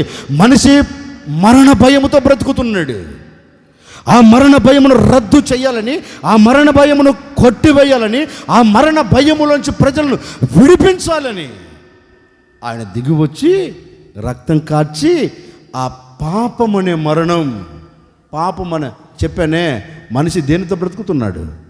పాపము చేతను అపరాధముల చేత. ఓ సేవకుడు నేను కూడా మీతో చెప్తున్నానండి, ఎన్నో ఇలాంటి రోజులు దాటుకుంటూ వెళ్ళావా లేదా? ఎన్నో ఇలాంటి రోజులు దాటుకుంటూ అడుగులు వేస్తూ వచ్చావు. ఒకవేళ ఈనాటి వరకు ఏ పాపం నీ మీద నిలిచి ఉందో, ఏ మరణ ఘోష నీ మీద నిలిచి ఉందో నాకు తెలియదండి. ఏ పాపమనే మరణంలో నువ్వు బంధించబడిపోయావో, ఏ పాపమనే మరణం నిన్ను పట్టుకుందో, ఏ పాపమనే మరణం నిన్ను ఆవరించిందో నాకు తెలియదు. ఈ మాటలు వింటున్న మీకే తెలియాలి. మీరు ఏ పాపములో కట్టబడ్డారో, ఏ పాపముతో పట్టబడ్డారో, ఏ పాపములో నిలిచిపోయారో ఒక్కసారి ఆలోచించండి. ఇంకా ఎంతకాలం ఈ పాపమనే మరణమనే ఈ భయంతో బ్రతకగలుగుతారు కుటుంబంలో? ఇంకా ఎంతకాలం ఈ పాపమనే అపరాధముల చేత బ్రతుకుతూ ఈడవబెడతారు? ఇలాంటి మరణ ఘోష నీ కుటుంబంలో ఈనాటి వరకు విలయ తాండం ఆడుతుందేమో. ఒక మాట చెప్పనా ఆపనా? చెప్తాను, వినండి. ఇశ్రాయేలీయులు ఐగుప్తు దేశంలో గోషెను ప్రాంతంలో ఉన్నారు. ఇశ్రాయేల్ని విడిపించేదానికి దేవుడు ఆశ్చర్యమైన కార్యాలు చేస్తూ వచ్చాడు. దానిలో ఒకటి, మోషేతో దేవుడు చెప్పాడు, వీడు ఇట పంపించాడు, నేను చేయవలసింది చేస్తాను, మీరు చూస్తూ ఉండండి అన్నాడు. దేవుడు ఏం చెప్పాడు? ఐగుప్తు దేశంలో రాజు కుటుంబములో నుండి మందలో తొలిచూలు పిల్ల వరకు మొదట పుట్టిన ప్రతి బిడ్డను ఏం చేస్తాను నేను? ఏంటండి? చంపుతాను అన్నాడు. మరలా ఇశ్రాయేలుతో ఒక మాట చెప్పాడు, నేను మీకు ఒక ఆజ్ఞ ఇస్తున్నా. ఇశ్రాయేలుతో కూడా అదే చెప్పు, సంహార దూత బయలుదేరి వస్తుంది, ఇటు ఐగుప్తు దేశంలో అడుగు పెడుతుంది, మీరున్న ప్రాంతంలో కూడా అడుగు పెడుతుంది. కానీ నీవు ప్రజలతో చెప్పవలసిన మాట ఏంటంటే, ఒక గొర్రె పిల్లను తీసుకో, ఆ గొర్రె పిల్లను వధించు, ఆ గొర్రె పిల్ల వధించబడిన తర్వాత రక్తం వస్తుందే, మీ గుమ్మాలకు పూసుకోండి. రక్తపు గుర్తు మీ గుమ్మాలకు కనపడాలి. ఒకవేళ ఏ రక్తపు గుర్తు అయితే గుమ్మమునకు ఉండదో ఆ ఇంట్లోనికి ఐగుప్తు దేశములో అడుగు పెట్టినట్లుగా మీ గుడారాలు కూడా అడుగు పెడుతుంది. జాగరూకులై జాగ్రత్త పడి మీరు చేయవలసింది ఏంటంటే ఈ గుమ్మలన్నిటికీ గొర్రెపిల్ల రక్తం పోయండి అన్నారు. నాయకుడు కూడా ప్రజల దగ్గరకు వచ్చి చెప్పాడు, దేవుడు ఒక ఆజ్ఞ ఇచ్చాడు. ఏ ఆజ్ఞ? ఏ ఆజ్ఞ? గుమ్మాలకంట రక్తం అంట పూయండి, గొర్రెపిల్ల రక్తం. ఆ రక్తము పూస్తే సంహార దూత మరణ ఘోష మీ కుటుంబంలో వినపడదు. ఒకవేళ పూయకపోతే మరణ ఘోష అండి, వినపడకుండా మీరు జాగ్రత్త పడని చెప్పాడు. అప్పుడు ఇశ్రాయేలు ఏం చేశారు? మీరు చెప్పిందల్లా మేము చేస్తే మేము ఎందుకు అన్నారా? ఏంటండి మీరు చెప్పిందల్లా మేము చేసుకుంటూ పోవాలన్నారా? చెప్పరేంటండి? పాస్టర్ గారు, మోసా పాస్టర్ గారు, నువ్వు చెబితే నేను వినాలా అన్నారా? అనలేదండి, చెప్పాడు. ఇలా బ్రతికితే మరణ ఘోష వినపడదు. ఇలా నడిపిస్తే, ఇలా నడిపించబడితే, ఈ ఆజ్ఞకు కట్టుబడితే కుటుంబం ప్రశాంతంగా బ్రతుకుతుంది అని చెబితే ప్రజలు విన్నారండి. విన్నారా లేదా? విని గొర్రెపిల్ల రక్తాన్ని ద్వారబంధాలన్నిటికీ పూసారు. ఆ రాత్రి ఏం చేసింది? ఏంటిదే? సంహార దూత మరణ ఘోష, పాపము అనే మరణం బయలుదేరి వస్తుంది. బయలుదేరి వస్తుందండి. బయలుదేరి వస్తూ ప్రతి ఇంటిని దర్శిస్తుంది. ఏంటిది? సంహార దూత. అప్పట్లో నాకు తెలిసినప్పుడులేండి, అప్పుడు మరి మీ ఊర్లో ఉన్నదో లేదో, మా ఊర్లో అయితే ఉందిలేండి. మాది పచ్చి పల్లెటూరు, పచ్చి పల్లెటూరు చెప్తున్నానండి. అప్పుడు మా ఊరు నాకు తెలిసి అప్పుడు ఒక దయ్యం వచ్చి ఇంట్లో పిల్లలందరినీ చంపుతుందని తెలిసింది. తెలుసా తెలియదా? అప్పుడు గోడల మీద రాసేవారు ఏమని? ఓ స్త్రీ రేపురా నా బంగారు తల్లే. నేను కూడా రాశానండి. మా ఇంటి గోడకు నేను కూడా రాశా. రెండు మొత్తలకు రాశా. ఏమని? ఒక మొత్తకు రాస్తే సరిపోదని 2 మొత్తలకు రాశా. ఏమని? ఓ స్త్రీ, ఇంట్లో మేము ఉన్నామే తల్లే, మమ్మల్ని చంపకుండా మా ఇంటికి దాటుకొని పో. మా ఊరు మొత్తం రాసి, మా ఊరు ఏంటి నాకు తెలిసి భారతదేశం మొత్తం రాసి ఉంటారేమో నాకు తెలిసి. ఏమని? మీరు రాయలా? నిజం చెప్పండి, రాశారా లేదా? రాయలేదా? రాసే ఉంటారు. ఎందుకంటే మరణ భయం అలాంటిది, మరణ ఘోష అలాంటిది. రాశానండి. ఏం రాశా? వస్త్రీ. ఎందుకని రాశా?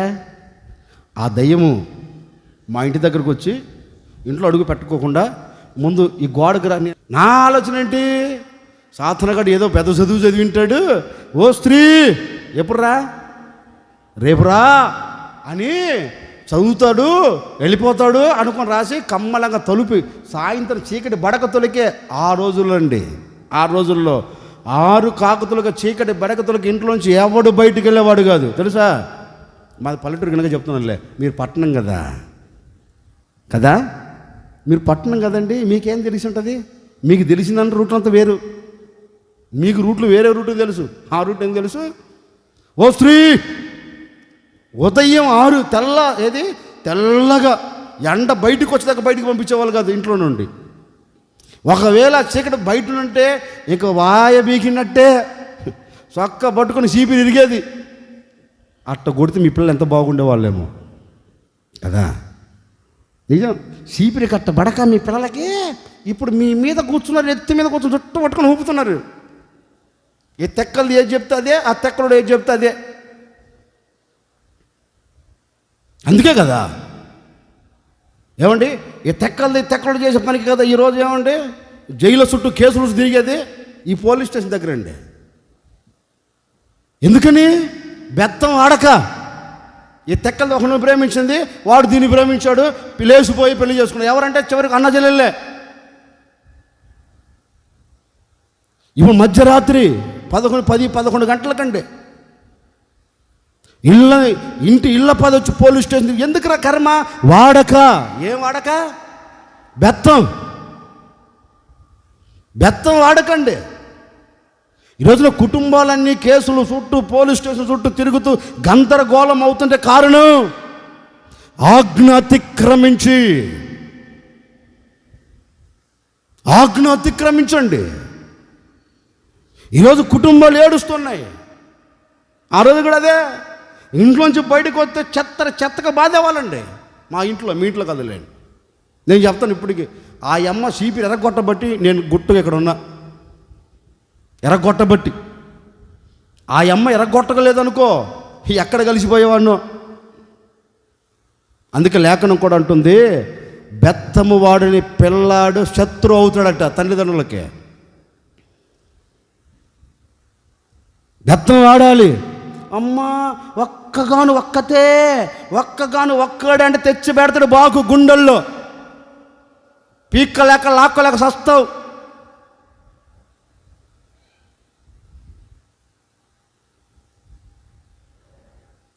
సరేలేండి. మరణ ఘోష. ఓ స్త్రీ రేపురా. ఎందుకని? దాన్ని చూసి అది వెళ్ళిపోతుందని. ఇప్పుడు ఇశ్రాయేల్లో కూడా అదే చెబుతున్నాడు. ఏ గుమ్మముల మీద గొర్రెపిల్ల రక్తము ఉంటుందో ఆ ఇంట్లో మరణ ఘోష వినపడదు. ఆ ఇంట్లో మరణం వెలతాండం ఆడదు.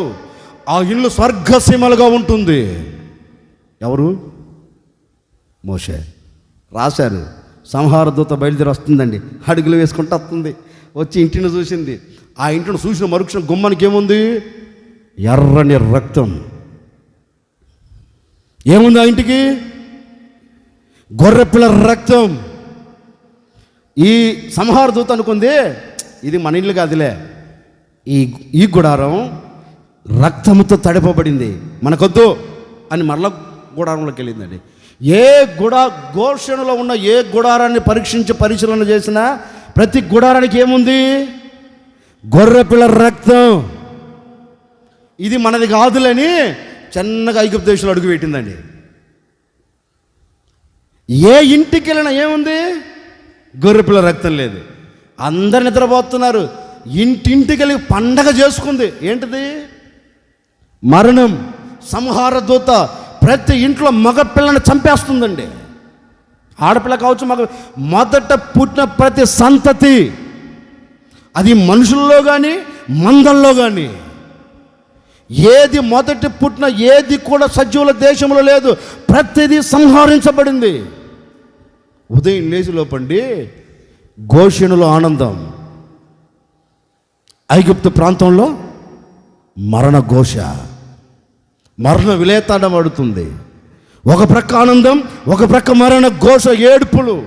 ఇప్పుడు ఈ మాట మీకు ఎందుకు చెప్పానంటే, ఈ గుడారాలకు మరణం ఎందుకు రాలా? ఈ గుడారాలకు మరణం ఎందుకు వచ్చింది అంటే, ఈ గుడారాలు తడపబడ్డాయి. దేనితో? రక్తముతో. రక్తముతో తడపబడినందువలన మరణం లేదు. రక్తముతో తడపబడకపోయినందువలన మరణం. ఇప్పుడు నేను ఆత్మ సంబంధంగా చెప్తున్నాను, వినండి. ఈ రోజున ఒక విశ్వాసి, క్రీస్తు రాకడకు సిద్ధపరచబడుతున్న ఒక కుటుంబం, ఎందుకు ఈ రోజున ప్రతి కుటుంబంలో మరణ ఘోష? ఎందుకు మరణ ఘోష? మరణ ఘోష అంటే మరణించారని చెప్పట్లేదండి. కుటుంబంలో అసమాధానం కలగటమే మరణ ఘోష. కుటుంబం సమాధానకరంగా లేకపోవటమే మరణ ఘోష. కుటుంబం ఆనందకరంగా బ్రతకకపోవటమే మరణ ఘోష. ఒకరి మధ్య ఒకరికి సమాధానం లేకపోవటమే మరణ ఘోష. చాలామంది అంటారు కదండి, ఇల్లు ముళ్ళుగా మలచబడింది. కారణం ఏంటి? సమాధానం లేదండి ఇంట్లో. అందుకే కుటుంబం మరణ ఘోషతో వెళ్ళి తాండమాడుతుంది. చాలా కుటుంబాలు చెబుతాయండి, ఇంట్లోకి వెళితే మరణంలాగా ఉంటుందండి. ఎందుకని? సమాధానం లేక. ఎందుకు సమాధానం లేక? క్రీస్తు రక్తంతో కడగబడలేదా? కడగబడ్డారు. మరి కడగబడిన కుటుంబాలు ఎందుకు మరణ ఘోష? కడగబడిన కుటుంబంలో ఎందుకు కన్నీరు? కడగబడిన ఘోషను ప్రాంతం ఆనందంతో ఉంది కదా. ఈరోజు మన ఇల్లు ఎందుకని దుఃఖం? ఒక మాట చెప్పనా, కడగబడిన నీళ్ళు ఏదో అపవిత్రత అడుగుపెట్టింది. కడగబడిన నీళ్ళు ఏదో పాపం అడుగుపెట్టింది.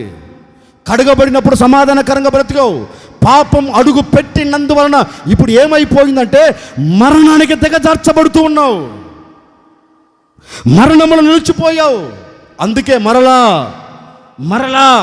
పవిత్రుడైన దేవుడు చెబుతున్నాడు, నా కొరకు సిద్ధపరచబడుతున్న సమూహమా, నా కొరకు ఎక్కి వచ్చేదానికి ప్రయాసపడుతున్న సంఘమా, ఇప్పటి వరకు నీ అంతరంగము నాకు దూరంగా నిలిచి ఉంది, నీ అంతరంగముల పాపము గూడు కట్టుకొని ఉంది, నీ అంతరంగములో నిలబడవలసిన నేను నీ అంతరంగములో నిలబడక నీవు నాకు దూరమై, నీవు నాకు సమీపంగా ఉండక, నీవు లోకానికి సమీపమై, నీవు నాతో నడవక, నీవు లోకముతో నడుస్తూ అడుగులు వేస్తున్నందువలనే నీ ఇంటిలో మరణ ఘోష, దానిలో నుంచి నువ్వు తప్పించబడినట్లుగా మరలా నీవు నా వైపు తిరిగి నీవు పశ్చాత్తాపపడి నా రక్తంతో నీవు మరలా కడగబడితే, గుమ్మములకు రక్తము పూసినట్లుగా నీ హృదయం రక్తంతో కడగబడితే, గుమ్మములకు రక్తము అంటినట్లుగా నీ హృదయమునకు రక్తం అంటుబడితే, నీ హృదయం కల్మషముతో లేకుండా, నీ హృదయం పాపంతో లేకుండా, నీ హృదయం మలినముతో లేకుండా నేను నిన్ను కడుగుతాను. కడిగిన నీలో నేను నివసిస్తాను. నివసించిన నీ బ్రతుకు ఎలా ఉంటుందో తెలుసా? స్వర్గసీమలుగా ఉంటుంది. దేవుడు చెప్తున్నారండి. ఒక సేవకుడిగా నేను మీతో చెప్పే మాట ఏంటంటే, ఒక్కసారి ఆలోచించండి. కడగబడినప్పుడు ఎలా ఉన్నావు, రక్తము పుయ్యబడినప్పుడు ఎలా ఉన్నావు, ఇప్పుడు ఎలా ఉన్నావు? మనం భలే చెబుతామండి. ఏమండి, నేను భలే ప్రార్థన చేస్తున్నాను. దేనికి చెప్పరేంటండి? ప్రార్థన చేస్తున్నావు, ప్రార్థిస్తున్నావు, నీలో సమాధానం ఉందా? నువ్వు చేస్తున్న ప్రార్థన నీ ఇంటికి సమాధానం కలగ చేయాలి. నువ్వు చేస్తున్న ప్రార్థన నీ ఎదుట ఉన్న వ్యక్తులకు సమాధానం ఇవ్వాలి. సమాధానం లేని ప్రార్థన ఎందుకంటే ఎన్ని గంటలు చేసినా మనం అనుకున్న ఆలోచన ఏంటో తెలుసా? నేను ప్రార్థన చేస్తున్నానండి, కడగబడ్డాను కాదు, కడగబడినట్లు నటిస్తున్నా, కడగబడినట్లు అడుగులు వేస్తున్నా. మరలా నీ హృదయం ఏం చోటు చేసుకుంది? పాపం అండి. పాపం ఏదో ఒకరోజు పడిగ విప్పిద్ది. నిజం. నేనన్నమాట, పాముకు ఎన్ని పాలు పోసినా పాము పాలు కక్కిద్దండి తాగి. చెప్పరేంటమ్మా? పాముకు ఎన్ని పాలను పోయండి కక్కేదేంటి? బాగా తెలుసు, మనకి బాగా తెలుసు. పాలు కక్కిద్దా? నేనే మాట, నువ్వు ఎంత కడగబడ్డాను అనుకున్నా లోపంలో పాపం ఉంటే బయటకు వచ్చేది ఏంటిది? చెప్పరేంటండి? బయటకు వచ్చేది ఏంటిది? అదే. అందుకే ఈ శుక్రవారం ప్రభు మరణించిన దినాన నేను మీదట ఈ వాక్యాన్ని ఎందుకు పెడుతున్నానంటే, ఇప్పటి వరకు లోపల ఏ పాపమును దాచుకుంటూ వచ్చావో, లోపల ఏ పాపమును మూటగట్టుకుంటూ వచ్చావో, లోపల ఏ పాపం విలేతాండమాడుతూ చేసుకుంటూ వస్తున్నావో, ఆ పాపం నిన్ను మరణములోనికి తీసుకొని వెళ్లకుండా, ఆ పాపం నిన్ను నిత్య నరకంలోనికి అడుగు పెట్టకుండా నా ప్రభువు 2000 సంవత్సరాల క్రిందట భూమినికి దిగువచ్చి ఈ పాపం అనే మరణమును విరగగొట్టాలని, ఈ పాపపు ముళ్ళు అనే ఈ మరణమును తుంచివేయాలని మరణములో విలయతాండమాడుతున్న మానవుని కొరకు మరణించాడండి.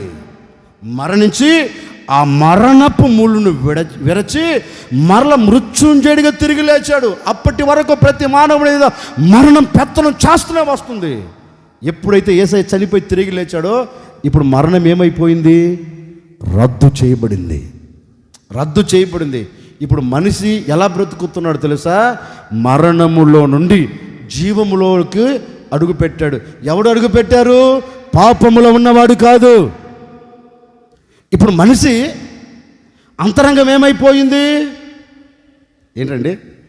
ఏంటంటే ఏంటంటే ఏంటంటే ఈ అంతరంగంలో ఎవరిని పెట్టుకున్నా, ఏ అమ్మను పెట్టుకున్నా? ఏంటండి మీరు ఏమనుకున్నా పర్వాలేదండి, ఏమని పెట్టుకున్నా, లేకపోతే ఈ అంతరంగంలో ఏ త్రాగుడును పెట్టుకున్నా, ఈ అంతరంగంలో దేన్ని దాచుకున్నా, ఈ అంతరంగంలో దేనితో నింపుకున్నా, ఈ అంతరంగం దేనితో నింపబడి అడుగులు వేస్తున్నావు, ఈ అంతరంగం దేనితో నింపబడిపోయిందో ఒక్కసారి ఆగి ఆలోచించి, ఇప్పుడు నా అంతరంగం నింపబడిపోయినందువలనే కదా నా బ్రతుకుల్లో నెమ్మది లేకుండా పారిపోతున్నాను. అర్థమైందా? ఏంటండి కొందరు చూడండి, అంతరంగం ఒక దానితో నింపబడిపోయిందంటే ఇక ఏడుపు ఆగదు. ఆగిద్దా? ఏంటండి ఏడుపు ఆగదు. సన్నాసి మొహమా, నిజమండి. ఇక ఎవరో కొట్టినట్టు ఏదో జరిగింటుంది. ఎందుకంటే నింపబడింది దేనితో ఏడిసే వారికి బాగా తెలియాలి. మళ్ళీ ప్రత్యేకంగా వివరించాల్సిన అవసరం లేదండి. నేను చెవులో ఫోన్ పెట్టంటే మీకు అర్థమైపోయి ఉంటుంది. ఇంటికి రావటం అండి, పట్టుకొని ఎక్కులు పెట్టి ఎవడో కొట్టినట్టు, ఎవడో సంపుతున్నట్టు, ఎవడో తరిమినట్టు. ఇంక ఏడుపు అంటే ఏడుపు కాదండి. ఎందుకు ఏడుపు? దేనితో నింపుకున్న హృదయం, ఏదో నింపబడింది హృదయంలో. అందుకే హృదయంలో నింపబడిన దాన్ని బట్టే నీ కంట కన్నీరు కారుతుంది. నీ హృదయంలో దేవుడు నిలిచి ఉన్నాడు అనుకోండి, నీ హృదయంలో దేవుడు అడుగు పెట్టాడు అనుకోండి, దుఃఖం కలుగుతుందా? దుఃఖం కలగదు. ఈ మరణము లాంటి కన్నీరు కనపడుతుందా? కనపడదు. కనపడడానికి ప్రబలమైన కారణం ఏంటంటే ఏదో నింపబడింది. ఇప్పుడు ఆయన అంటాడు, ఆ నింపబడిన మరణం, ఆ మరణానికి కారణమైనది నేను రద్దు చెయ్యాలని మానవుని అవతారంలో భూమికి దిగివచ్చి మనిషి కొరకు నేను మరణించాను. మనిషి మరల మహిమను పొందుకునేదానికే నేను మరణించాను. కోల్పోయిన మహిమను ఇచ్చేదానికి నేను మరణించాను. ఆ మహిమతో నింపబడేదానికే నేను ఆఖరి రక్తపు బొట్టు వరకు కార్చి నా ప్రాణమును పెట్టాను. ప్రాణమును పెట్టి మిమ్మల్ని ఎందుకు బ్రతికించానంటే మరలా నా పోలిక మీలో కలుగునట్లు. ఎవరి పోలిక అండి? పోగొట్టుకున్న పోలిక మరలా కలుగచేసేదానికి యేసయ్య మానవునికి, తండ్రికి మధ్యవర్తిగా దిగివచ్చి మరణించాడు. ఎందుకంటే మనిషి కోల్పోయిన ఈ మహిమను మరలా మహిమను పొందేటట్లుగా చేసేదానికి. అందుకే ఆయన చక్కగా చెబుతున్నారండి, ఇదిగో ఒక మనిషి మరణించుట ప్రయోజనకరం. దేనికి ప్రయోజనకరం? ఒక మనిషి మరణించుట అంటే మరణించుట ద్వారా కలిగే లాభం ఏంటంటే మరణములో ఉన్న ప్రజలు విడుదల పొంది మరలా దేవునితో అంటు కట్టబడేటట్లుగా చేసేదానికి యేసయ్య కొన్ని వేల సంవత్సరాల కిందట భూమికి దిగి వచ్చి మరణించాడని. ఆయన మరణము ద్వారా కలిగే లాభం ఏంటి అంటే మరణించిన మనం మరలా తిరిగి బ్రతకాలి, మరణించిన మనం మరలా జీవమును పొందుకోవాలి. అందుకు నీవు సిలువ యొద్దకు రావాలండి. ఈరోజు సిలువ ధ్యానం అదే. ఒక సేవకులు చెప్తుంటే వినాలండి, నాకు కూడా తెలియదు. ఇంగ్లాండ్ దేశంలో చెప్తున్నా వినండి, ఇంగ్లాండ్ దేశంలో 6 రోడ్లు కలిసే సెంటర్ ఒకటి ఉందంట. ఇంగ్లాండ్ దేశంలో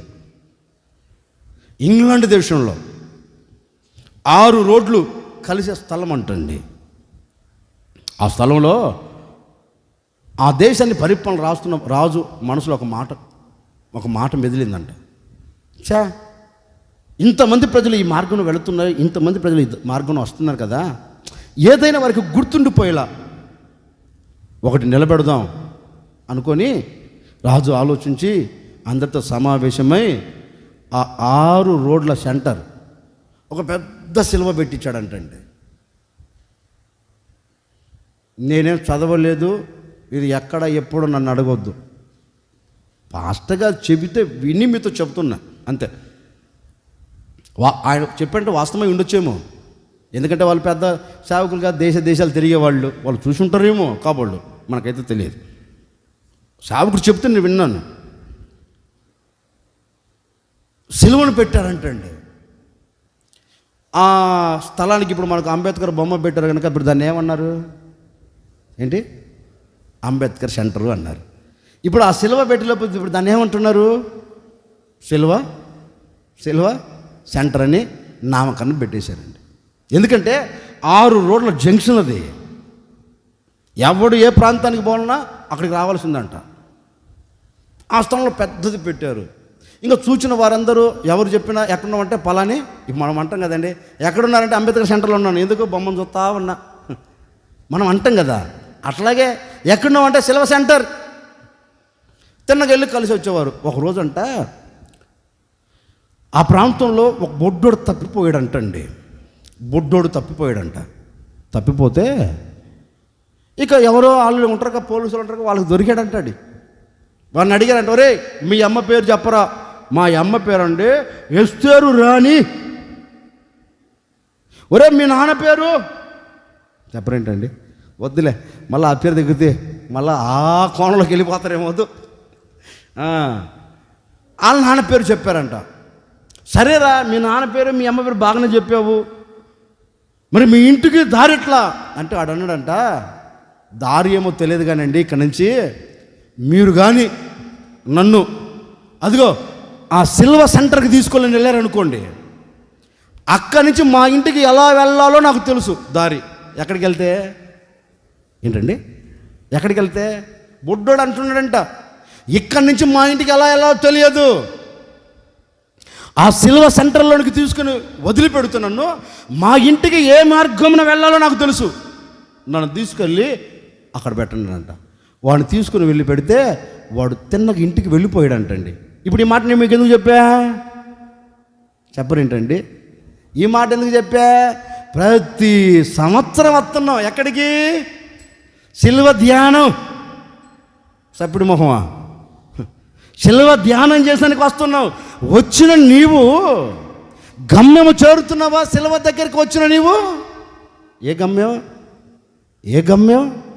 దేవుడు నీ కొరకు దాచిపెట్టిన గమ్యం. సిలువ దగ్గరకు వస్తున్నా, ప్రతి ఆదివారం కూడా సిలువ దగ్గరకు వస్తున్నావు. సిలువ వేయబడిన యేసు క్రీస్తు దగ్గరికి వచ్చి, ప్రభువా నా కొరకు రక్తం కార్చావయ్యా, నా కొరకు శ్రమ పడ్డావయ్యా, నా కొరకు కన్నీరు కార్చావయ్యా, నేను దుర్మార్గును, నువ్వు నీతిమంతుడు, నేను పాపతు, నువ్వు పరిశుద్ధుడు. ఓయబ్బో ఎన్ని త్యాగాలో. మనం యాత్ర మందిరానికి వచ్చి యాత్రం లేదా? శాస్త్రం. కానీ చేసిన నీవు గమ్యం వెళ్ళగలుగుతున్నావా? వాడు అంటాడు, సిలువ దగ్గరికి వెళితే నేను గమ్యం చారగలుగుతాను. మరి ఇప్పుడు ఓ సేవకుడు మీతో చెబుతున్నానండి, సిలువ దగ్గర అడుగు పెట్టిన నీవు, నీ కొరకు రక్తం కార్చాడు కదా సిలువలో, నీ కొరకు ప్రాణము పెట్టాడు కదా సిలువలో, నీ కొరకు ఆఖరి రక్తపు బొట్టు వరకు కార్చాడు కదా. కార్చిన ఆ దేవుడు నీ కొరకు గమ్యమును చూపెట్టాడు. ఈ మార్గంలోకి వస్తే, ఈ మార్గంలో నువ్వు అడుగు పెడితే, నేను కట్టబోతున్న పట్టణమును నువ్వు స్వాధీనపరుచుకుంటావు అని ఒక గమ్యాన్ని చూపెట్టాడు కదా. మరి ఆ గమ్యాన్ని చేరగలుగుతున్నావా? గమ్యము చేరక మధ్యలో ఆగిపోతున్నావా? ఒక నిర్ణయం తీసుకోండి. ఏదో సిలువ ధ్యానం, సిలువ దర్శనం చేస్తున్నా కాదు, చేసిన నీవు గమ్యం చేరాలి. అందుకే నీ కొరకు సిలువ మీద వేలాడవలసి వచ్చింది ఆయన. అందుకే నీ కొరకు సిలువ మీద ప్రాణము పెట్టవలసి వచ్చింది. దానిని తలంచి ఈరోజు నువ్వు ఎక్కడికి వెళ్ళాలి తెలుసండి? గమ్యం చేరాలి. నిండు మనసుతో ఒక సేవకుడు నేను కోరుకుంటున్నానండి, నిండు మనసుతో ఒక సేవకుడు ఆశపడుతున్నాను. ఏంటో తెలుసా? నిశ్చయముగా యేసయ్య మరణించిన ఏ దినమున నువ్వు గ్రహించవలసిన ఏంటో తెలుసా? నేను జీవములు అడుగు పెట్టాలి. నేను జీవములు అడుగు పెట్టాలంటే నీ హృదయం ఏమవ్వాలి? రక్తముతో కడగబడాలి. కడగబడినప్పుడు నీవు పరిశుద్ధపరచబడి, పవిత్రపరచబడి, పరిశుద్ధమైన సంఘముగా సమకూర్చబడి, ఆయన ఎదుట ఆయన పోలికలోనికి నువ్వు వెళ్ళగలుగుతావు. అదే తండ్రి అయిన దేవుడు ఆశించినదండి. కోల్పోయిన మహిమ మళ్ళీ నా ప్రజలు పొందుకోవాలి, కోల్పోయిన ప్రభావం నా ప్రజలు చూడాలి, కనుక నా కుమారుని పంపిస్తే ఈ కార్యం జరుగుతుందని తన ముద్దుల ప్రియమైన కుమారుని భూమి మీదకి పంపించి ఆయన భూమి మీద చనిపోయినట్టుగా ప్రతి లేఖనం నెరవేర్చబడిందండి. ఆదికాండం నుండి మలాకి వరకు చెప్పబడిన ప్రతి లేఖనమును ఆయన నెరవేర్చి ముగించాడు. ఆ తర్వాత చెప్పాడు సమాప్తమైనది. ఏ లేఖనం నెరవేర్చబడకుండా చెప్పలేదు ఆయన.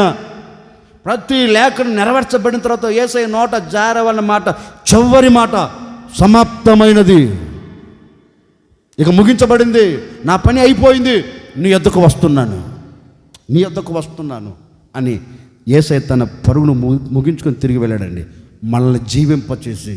అందుకే ఓ సేవకుడు నిండు మనసుతో నేను కోరుకునే కోరిక ఏంటో తెలుసండి, ఏ అపవిత్రతో బ్రతుకుతున్నావో ఈరోజు ప్రభువుని అడుగు, అయ్యా మరణంలో నేను నిలిచి ఉన్నానయ్యా. ఒక మాట చెప్పనా, అపవిత్రతో నిలబడిన ప్రతివాడు మరణంలో ఉన్నాడు. అపవిత్రతో అడుగుపెట్టిన ప్రతివాడు మరణంలో నిలిచి ఉన్నాడు. ఈరోజు ఆ మరణం మన మీద నుంచి మోపబడకుండా రద్దు చేయబడేటట్లుగా ఈరోజు ప్రభువుని వేడుకుంటే నిశ్చయముగండి ఆయన ఈరోజు చనిపోవటం ఖాయం, ఈరోజు మనం బ్రతకటం ఖాయం. దేవునికి స్తోత్రం.